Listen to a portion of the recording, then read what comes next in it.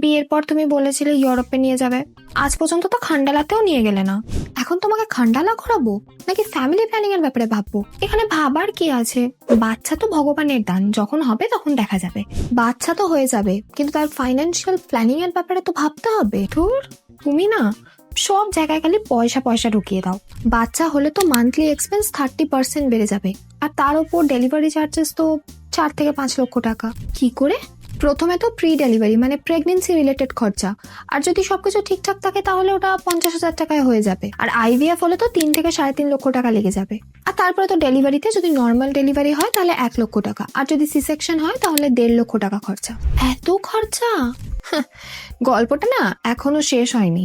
Vaccine, baby care, diaper, regular check up, এই সব মিলিয়ে না আরামসে 1 থেকে 1.5 লক্ষ টাকার খরচা। আর ভগবান না করে কোনো কমপ্লিকেশন হলে তো খরচা কোনো লিমিটই নেই। সব মিলিয়ে মিশিয়ে তো 4 থেকে 5 লক্ষ টাকার খরচা মনে হচ্ছে। এই জন্যই তো বেবি প্ল্যান করার আগে না এইসব খরচার কথা ভাবা উচিত। আর আপনারা এই রিলটা তাদের সাথে শেয়ার করুন যারা বেবি প্ল্যান করার কথা ভাবছে।